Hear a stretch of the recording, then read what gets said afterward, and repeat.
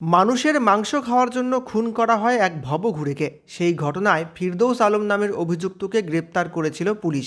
দিনহাটার সেই রোমহর্ষক কাণ্ডে খুনের ঘটনা পুনর্নির্মাণ করল সাহেবগঞ্জ থানার পুলিশ। অভিযুক্তর ঘাড়ে পুতুল তুলে দিয়ে সেই ঘটনার পুনর্নির্মাণ করা হয়। এই ঘটনার সময় পুকুর থেকে একটি ছুরি উদ্ধার করেছে পুলিশ। পুলিশ সূত্রে জানা গিয়েছে, গত 10 তারিখে কুৎসারহাট এলাকায় একজন ভবঘুরের গলাকাটা দেহ উদ্ধার হয়েছিল। ওই ঘটনার সঙ্গে জড়িত থাকার অভিযোগে স্থানীয়দের সঙ্গে কথাবার্তার পর ফিরদৌস আলম নামের অভিযুক্তকে গ্রেপ্তার করা হয়েছিল। এরপর কোর্টে তুলে পুলিশের রিমান্ডে নিয়ে তদন্ত শুরু হয়। জেরা করতে গিয়েই চাঞ্চল্যকর তথ্য ফাঁস করে দেয় অভিযুক্ত। পুলিশের দাবি, নরমাংস খাওয়ার জন্যই নাকি ওই ভবঘুরেকে খুন করা হয়েছিল, এমনটাই জানিয়েছে অভিযুক্ত ফিরদৌস আলম। এমনকি দেহের নানা জায়গায় কাটা কাটা দাগও লক্ষ্য করা যায়।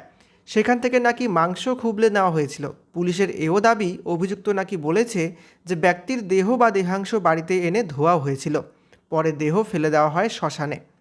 পুলিশের এসডিপিও ধীমান মিত্রের কথায় ওই ব্যক্তি যেরকম বিবরণ দিয়েছিলেন সেই মতোই ঘটনার পুনর্নির্মাণ করা হলো আজ। পুকুর থেকে একটি ছুরি উদ্ধার হয়েছে। কোচবিহারের দিনহাটার ঘটনায় শোরগোল বাংলা জুড়ে।